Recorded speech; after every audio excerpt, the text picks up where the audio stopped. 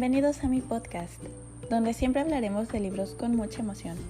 En esta ocasión voy a contarles sobre algunos de mis escritores favoritos, aquellos que no puedo dejar de leer, que me han enseñado a lo largo de sus historias a amar aún más la literatura, aquellos que me inspiran a seguir sus pasos y mucho más.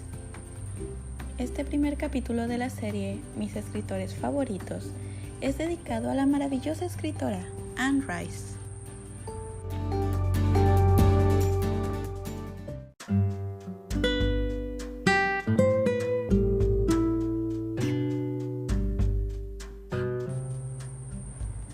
Howard Allen O'Ryan, mejor conocida como Anne Rice, nació un 4 de octubre de 1941 en Nueva Orleans, Luisiana, Estados Unidos. Howard Allen decidió desde muy pequeña cambiar su nombre a Anne. Perdió a su madre, quien falleció en 1956. Estudió filosofía y letras en la Universidad de San Francisco. En 1972, obtuvo su doctorado en escritura creativa. Se casó con Stan Rice, poeta y pintor, en 1961, con el cual tuvo 2 hijos, Michelle en 1966, la cual murió de leucemia a los 5 años, y Christopher Rice en 1978, que actualmente es un famoso escritor, al igual que su madre.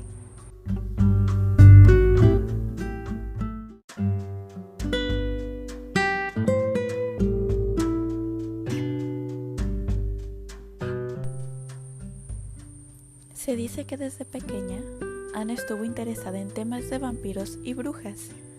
Sus historias van de temáticas góticas, religiosas y eróticas. En el transcurso de su carrera ha publicado bajo los seudónimos de Anne Rampling y A. N. Ruglora, siendo este último el más usado para las historias eróticas como la saga de la Bella Durmiente.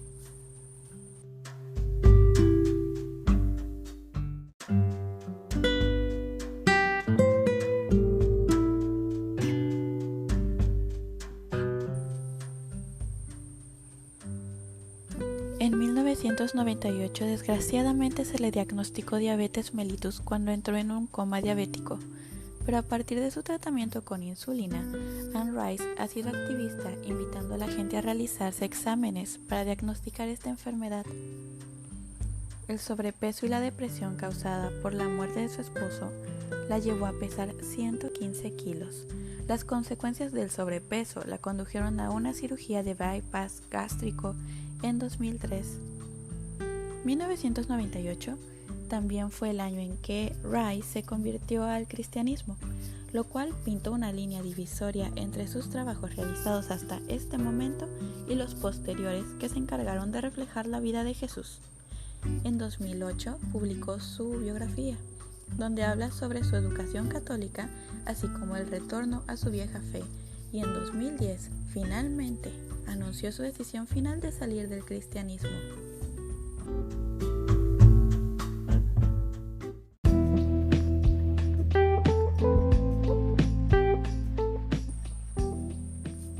Anne Rice, la escritora que creó el maravilloso universo de las crónicas vampíricas, ha vendido cerca de 100 millones de ejemplares.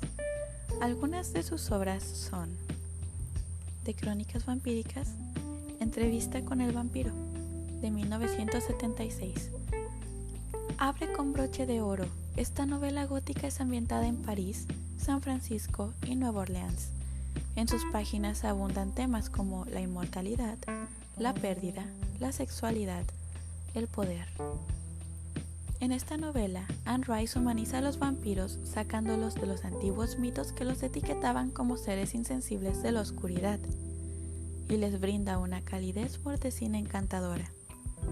Fue en 1972 cuando Anne decide proyectar la muerte de su hija en una investigación profunda sobre el mito vampírico, lo cual la llevó a escribir esta preciosa novela, la cual tiene una adaptación al cine de 1994. Lestat el vampiro, de 1985, se desarrolla en París, Auvernia, Egipto y San Francisco. El periodo en el que se desarrolla la historia va del siglo XVIII a los últimos años de la década de 1980. esta novela retoma a ese personaje tan encantador, quien en la entrega anterior es el antagonista, y lo vuelve poco a poco el protagonista incomprendido que va evolucionando muy a su manera durante las siguientes entregas. Es aquí también donde Anne empieza a dejar rastros para las demás historias, esos hilos que a través de los demás libros, poco a poco, van tejiendo todo el universo de las crónicas vampíricas. Es aquí donde entra en acción Marius Romanus, el personaje que abre de par en par las puertas a todas las demás historias.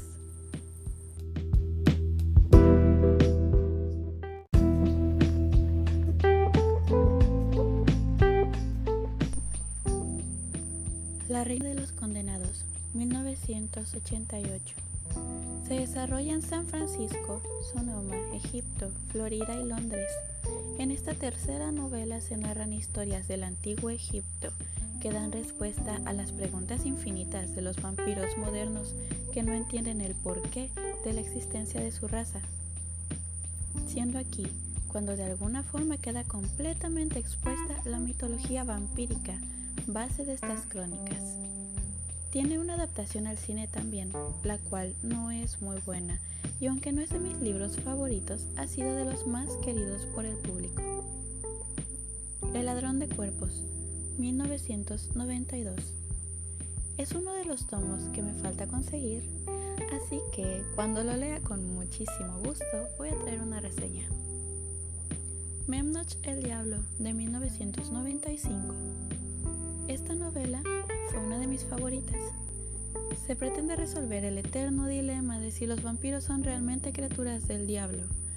Hay una marcada cercanía con las creencias religiosas cristianas a las cuales Lestat debe enfrentarse. ¿Qué papel tiene Dios en todo esto y cómo juega el diablo?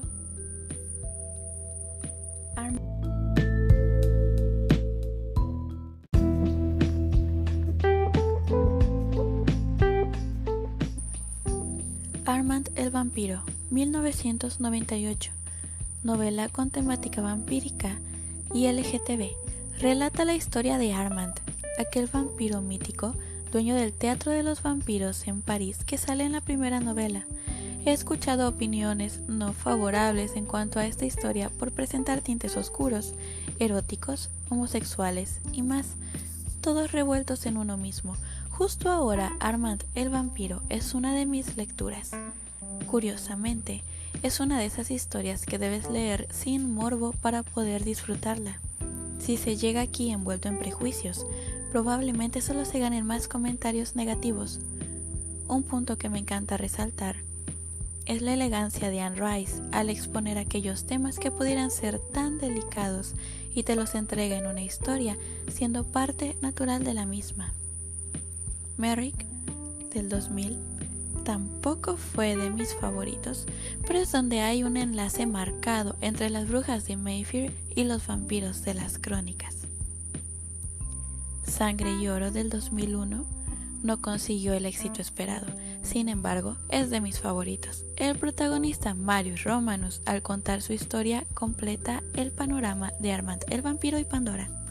Fue en esta novela donde encontré conexiones fuertes entre historias. Es el punto de reunión para muchas de ellas. Esta novela también va al género LGTB. El Santuario, del 2002, al igual que Merrick, hace un enlace grande con las brujas de Mayfair y hace uso claro de referencias al mundo de la talamasca, que si bien es mencionada todo el tiempo, es aquí donde se explota un poco más, aunque no estén literalmente ahí. Cántico de Sangre, del 2003, fue aquel que tuvo malas reseñas en Amazon, razón por la cual se detuvo la producción de las crónicas. Además, fue por esta época, como ya había comentado, que Anne Rice regresó al cristianismo, así que oficialmente fue Cántico de Sangre con el que cerró las crónicas vampíricas y las brujas de Mayfair. Se dice que la actitud de Anne al leer estas críticas desfavorables fue calificada como ridícula, inmadura y fuera de lugar. Los títulos más recientes de las crónicas vampíricas son Príncipe Lestat, del 2014, Príncipe Lestat y los reinos de la Atlántida, del 2016, y La Comunidad de Sangre, del 2018.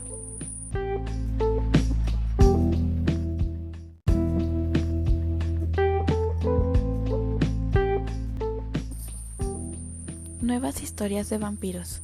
Pandora, 1998.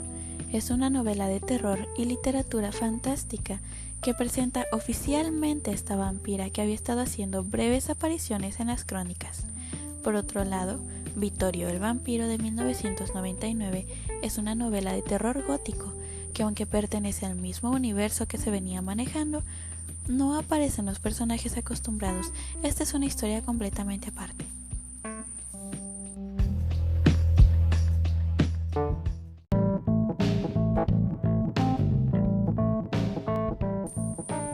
Las brujas de Mayfair es una trilogía de horror enfocada a la brujería que nos cuenta historias fantásticas a través de la familia Mayfair, abarcando desde la quema de brujas hasta la actualidad, siguiendo su línea de descendencia.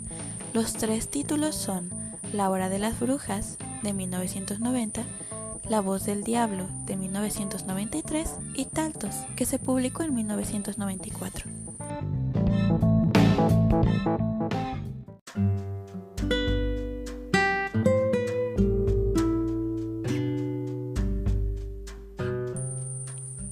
Otros títulos que pueden encontrar de Anne Rice son de Ramsés el Maldito, La momia o Ramsés el Maldito, de 1989, el cual se menciona por primera vez en el segundo tomo de las crónicas vampíricas, Lestat el vampiro. El segundo tomo de Ramsés el Maldito es Ramsés el Maldito, la pasión de Cleopatra, del 2017. Crónicas del Lobo, El don del lobo, del 2012, y Los lobos del invierno, del 2013. Crónicas angélicas, La hora del ángel, del 2009, La prueba del ángel, 2010. El Mesías. El niño judío, 2005. Camino a Canaá, 2008.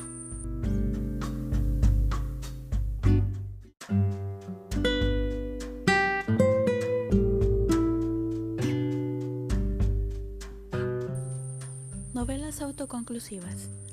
Hacia el Edén, 1985. Belinda, 1986. La noche de todos los santos, 1979. Un grito al cielo, 1982. El sirviente de los huesos, 1996. Violín, 1997. Y su autobiografía, La llamada espiritual, una confesión espiritual, del 2008.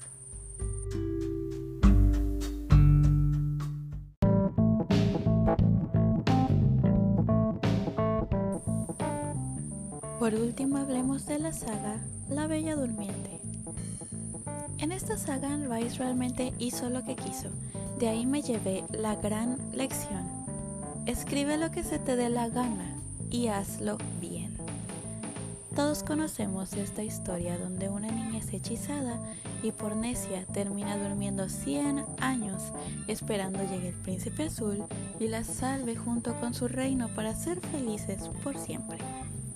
Pues en la versión de Anne, El rapto de la Bella Durmiente de 1983, la historia comienza con el príncipe encontrando a la princesa y reclamándola como su esclava sexual. Así que se la lleva en una tortuosa travesía hasta su reino, donde le pertenecerá por tiempo indefinido.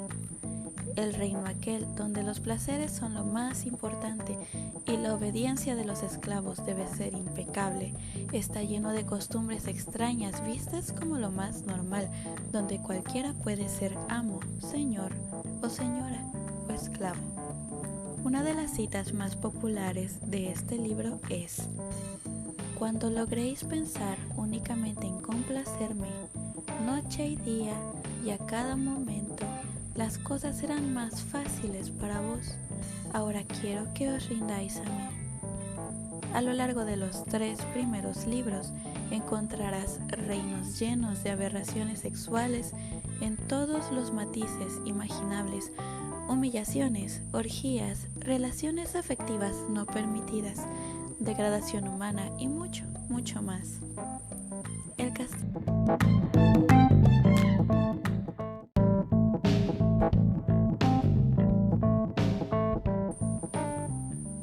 El castigo de la Bella Durmiente de 1984 es el segundo título de esta saga, donde nos encontramos con el resultado del temido castigo y amenaza al que se tendrán que enfrentar los malos esclavos, pues se habían encontrado un pozo de humillación en la primera entrega.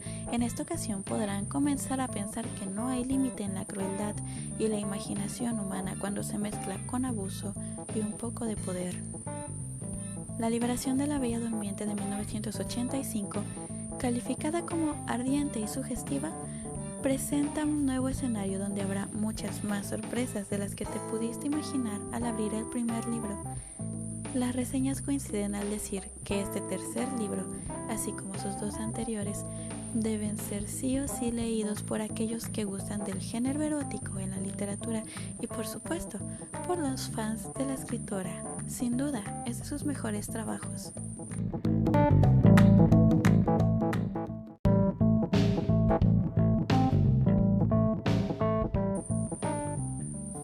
El último título de la saga, El Reino de la Bella Durmiente del 2015, no deja mucho a la imaginación y francamente lleva un ritmo mucho más lento que los anteriores.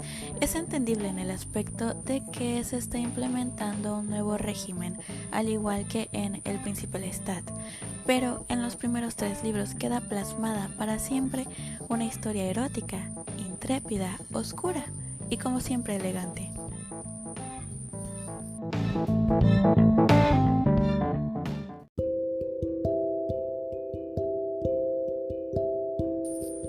Y bueno, así abro la segunda temporada del podcast, en la cual les hablaré de distintos autores a los que suelo seguir.